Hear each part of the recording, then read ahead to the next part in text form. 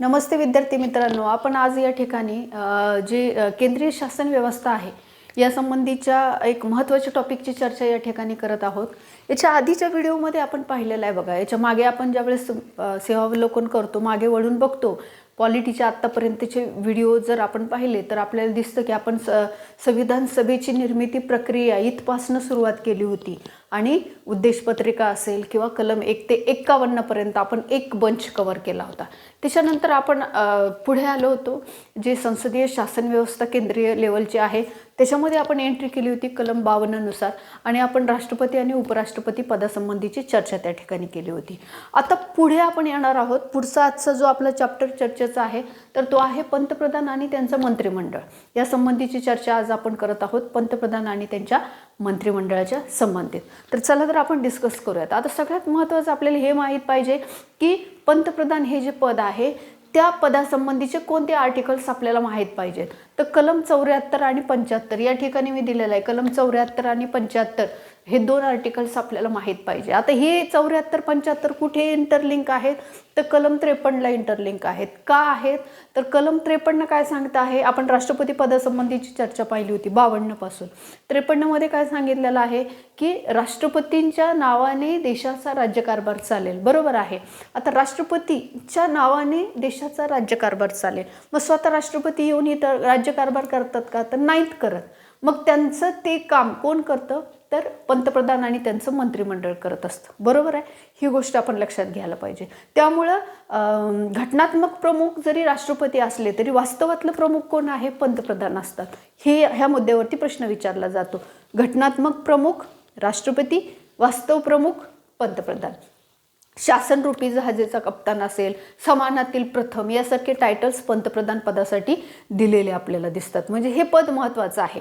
म्हणजे समोर जे पद आहे ना, लोकांच्या समोर 140 कोटी जनतेच्या समोर जे पद दिसतं आपल्याला तर ते पंतप्रधानाचं दिसतं, जे महत्त्वाचं पद आहे, बरोबर आहे। राष्ट्रपती तर आहेत परंतु राष्ट्रपतींची भूमिका ही पडद्यामागची आहे, पण मेन त्यांच्याच नावाने सगळ्या गोष्टी चालतात, परंतु वास्तवामध्ये समोर आपल्या कोण आहे, पंतप्रधान आहे। आता चर्चा करूयात पंतप्रधान आणि त्यांच्या मंत्रिमंडळासंबंधी। कलम 74 आणि 75 मी तुम्हाला सांगत होते, म्हणजे राष्ट्रपतींच्या नावाने राज्यकारभार चालेल असं सांगताना तो राज्यकारभार करण्यासाठी कलम 74 नुसार एक मंत्रिमंडळ सांगितलेलं आहे आणि त्या मंत्रिमंडळाचा हेड हे पंतप्रधान असतील। म्हणजे पंतप्रधानांच्या नेतृत्वाखाली मंत्रिमंडळ असेल असं तिथे आपल्याला दिसतं। त्यामुळे कलम 74 आणि 75 ह्या दोन्ही गोष्टी दिसतात। कलम 75 जे मंत्रिमंडळ आहे ते सामुदायिकरित्या लोकसभेला जबाबदार असेल। आता ह्या दोन गोष्टी आपल्याला 74 आणि 75 मध्ये दिसतात। आता थोडंसं पुढे येऊयात आपण। आता 74 75 झाल्यानंतर त्यांच्या पात्रतेकडे येऊयात। आता पात्रतेमध्ये आपल्याला काय दिसतं तर एक तर सगळ्यात पहिल्यांदा तो भारताचा नागरिक असायला पाहिजे, ही पात्रता आपल्याला सगळीकडे दिसते। दुसरं महत्त्वाची गोष्ट आपल्याला दिसते की वयाची 25 वर्ष पूर्ण असायला पाहिजे। आता ही पात्रता का, कारण ते लोकसभेमध्ये ज्या पक्षाला बहुमत मिळालेलं आहे त्या पक्षाचा नेता असतो किंवा मंत्रिमंडळातले मंत्री असतात, म्हणजे लोकसभेशी संबंधित आहे। लोकसभेचं जे निकष आहे पात्रतेचा तो किती आहे, 25 वर्षाचा आहे आणि राज्यसभेचं 30 वर्षाचं आहे, म्हणजे वयाची 25 वर्ष। आता या ठिकाणी अजून एक गोष्ट तुम्हाला लक्षात घ्यायला पाहिजे की लोकसभेच्या बहुमत मिळालेल्या पक्षाचा नेता म्हणून ज्यावेळेस पंतप्रधानाची नियुक्ती होते त्यावेळेस 25 वर्ष, ओके। दुसरा एक अजून गोष्ट असू शकते की दोन्ही सभागृहाचा सदस्य नाही आहे परंतु त्याला पंतप्रधान म्हणून नियुक्त केलं जाऊ शकतं, परंतु पुढच्या 6 महिन्याच्या आतमध्ये दोन्हीपैकी म्हणजे लोकसभा किंवा राज्यसभेचा सदस्य म्हणून निवडून येण्याची त्याची पात्रता असायला पाहिजे, किंवा त्यांनी ती पात्रता म्हणण्यापेक्षा त्याने निवडून यायला पाहिजे आणि सदस्य व्हायला पाहिजे, तर त्याचं ते पद पंतप्रधान पद कायम राहतं। ही दुसरी गोष्ट झाली। म्हणजे तिथंही 25 वर्ष लोकसभेचा तो सदस्य म्हणून निवडून आला तर आणि लोकसभेचा आला तर 30 वर्ष, बरोबर आहे। आणि तिसरा महत्त्वाचा मुद्दा आहे की पंतप्रधान हे लोकसभा किंवा राज्यसभा दोन्हीपैकी कोणत्याही सभागृहाचे सदस्य असू शकतात। मग जेव्हा ते लोकसभेचे सदस्य असतील तेव्हा 25 वर्ष, राज्यसभेचे सदस्य असतील तेव्हा 30 वर्ष, साहजिक आहे। तर हे पात्रतेच्या निकषांमधले काही जे बारकावे आहेत जे पंतप्रधानांच्या संबंधित हे आपण इथे डिस्कस केलेले आहेत। तिसरा महत्त्वाचा मुद्दा पात्रतेचा, तर कोणत्याही सार्वजनिक पद जे आहे लाभाचे जे पद आहे सार्वजनिक लाभाचे पद ते धारण केलेले नसावे, ओके, हे सगळ्यांसाठी, इवन तुम्ही स्थानिक स्वराज्य संस्थापासून बघा, सगळीकडे आपल्याला दिसतं की सार्वजनिक लाभाचे पद धारण केलेले नसावे. बाकीच्या पात्रता अपात्रता भरपूर आहेत, आपण वेळोवेळी डिस्कस केलेल्या आहेत की तिसरे अपत्य नसावे आणि वगैरे वगैरे ह्या सगळ्या गोष्टी. तर ते सगळं आपण गृहीत धरूयात. ओके, हे झाले पात्रता. त्याच्या पुढे जाऊयात आपण. त्यांचा कार्यकाल. कार्यकाल किती असतो पंतप्रधानांचा? तर कार्यकाल हा पद ग्रहण केल्यापासून 5 वर्षापर्यंत त्यांचा कार्यकाल असतो. म्हणजेच लोकसभा जोपर्यंत आहे, सत्ता जोपर्यंत आहे तोपर्यंत त्यांचा कार्यकाल. परंतु संविधानामध्ये किती दिलेला आहे? पद ग्रहण केल्यापासून 5 वर्षापर्यंतचा त्यांचा कार्यकाल असतो. हे महत्त्वाची गोष्ट आहे. याच्यावरती परीक्षेमध्ये खूपदा प्रश्न विचारलेला आहे. परंतु जर अचानक लोकसभा बरखास्त झाली तर मात्र त्यांचं पद जातं. बरोबर आहे. अचानक बरखास्त झाली, अविश्वास प्रस्ताव मंजूर झाला तर त्या सरकारला राजीनामा द्यावा लागतो. तर अशा सिच्युएशनमध्ये तो कार्यकाल कमी होतो, साहजिक आहे. लोकसभा असते तोपर्यंत तर ते असतात, त्यांचं म्हणजे त्यांच्या पक्षाची सत्ता जोपर्यंत असते तोपर्यंत. परंतु संविधानामध्ये किती दिलेलं आहे? संविधानिक दृष्टिकोनातून पद ग्रहण केल्यापासून 5 वर्षापर्यंत त्यांचा कार्यकाल असतो. हा झाला कार्यकालाचा मुद्दा. त्याच्या पुढे ज्यावेळेस आपण या ठिकाणी येतो तेव्हा शपथ या संबंधीची चर्चा करूयात. पंतप्रधानांना शपथ हे राष्ट्रपतींच्या उपस्थितीमध्ये दिली जाते किंवा राष्ट्रपती देतात आणि ते जे इतर मंत्री आहेत मंत्रिमंडळातले त्यांना शपथ पंतप्रधान देतात, है ना. राष्ट्रपतींच्या थ्रू पंतप्रधान ती देत असतात आणि पंतप्रधानांना मात्र राष्ट्रपती देतात. हे लक्षात घ्यायला पाहिजे. हे झालं शपथेचा मुद्दा.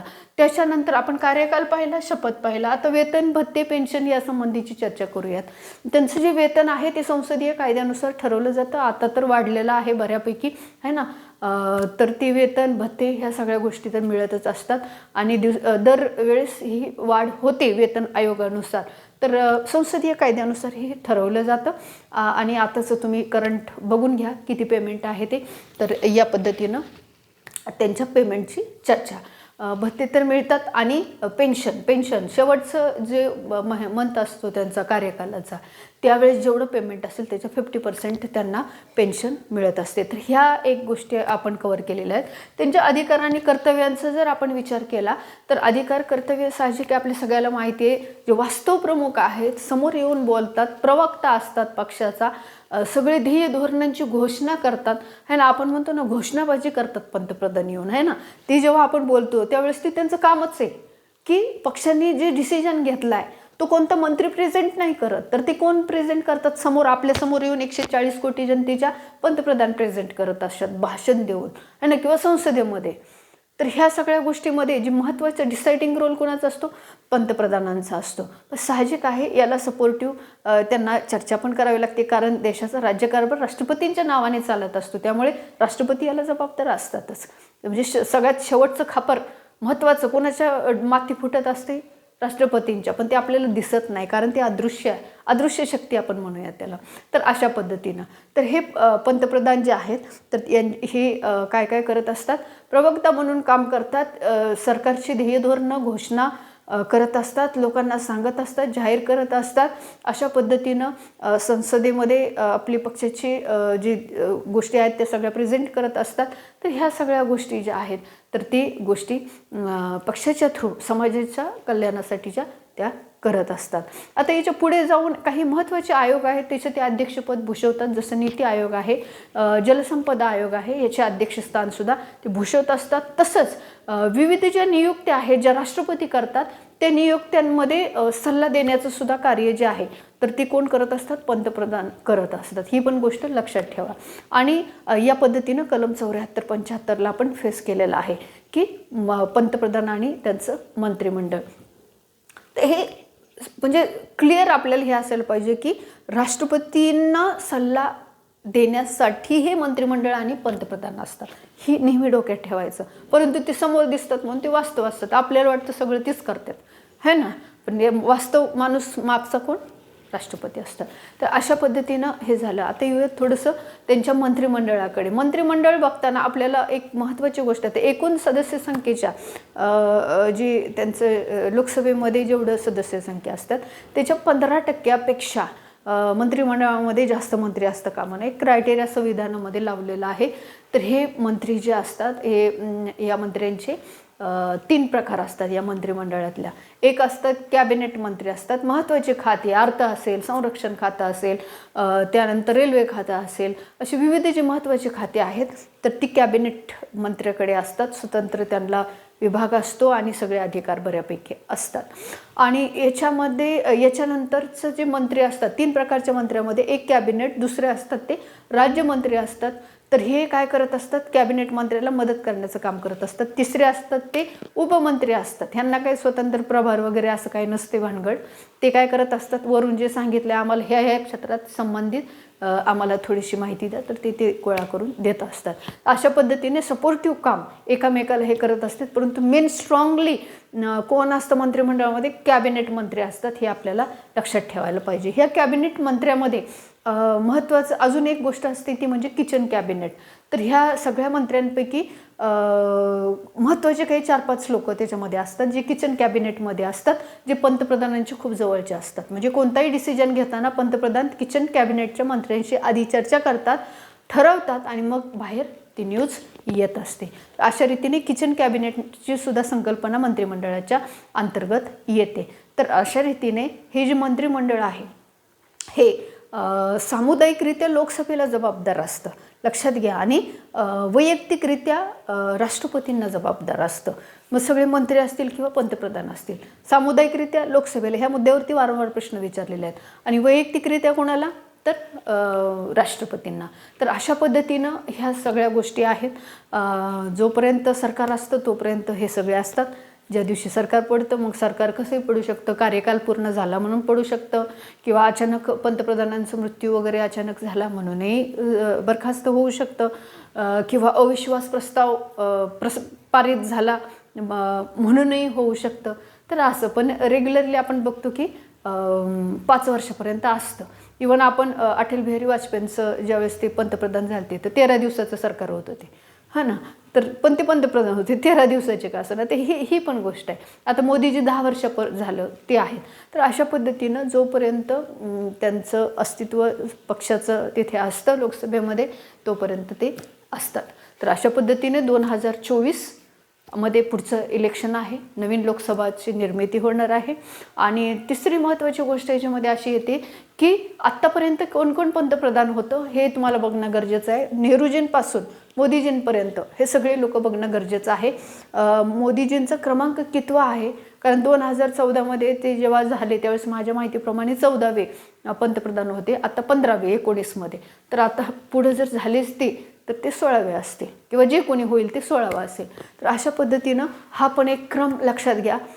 मोस्ट एक्सपेक्टेडमध्ये हा पार्ट असण्याची शक्यता आहे, कारण इलेक्शन आहे 2024चं त्याच्यामुळे. तर इथे थोडंसं फोकस करणं तुम्ही गरजेचं आहे. वरवरचेच प्रश्न असतात, जास्त डेप्थमध्ये तेवढं विचारलं जात नाही, परंतु आपली तयारी व्यवस्थित असायला पाहिजे. 1971च्या जनगणनेनुसार इव्हन ती तर आता 2031मधली जनगणनेला पुन्हा क्रायटेरिया ठरवला जाईल. आणि आता संसदसुद्धा आपण बघतो की आधी 552 सदस्यांसाठी होती, आता 750 सदस्यांसाठीची मोठी तयार केलेली आहे. त्या संबंधित आपण चर्चा करणार आहोत पुढच्या पार्टमध्ये. तर ह्या सगळ्या गोष्टींची चर्चा आपण या ठिकाणी केली.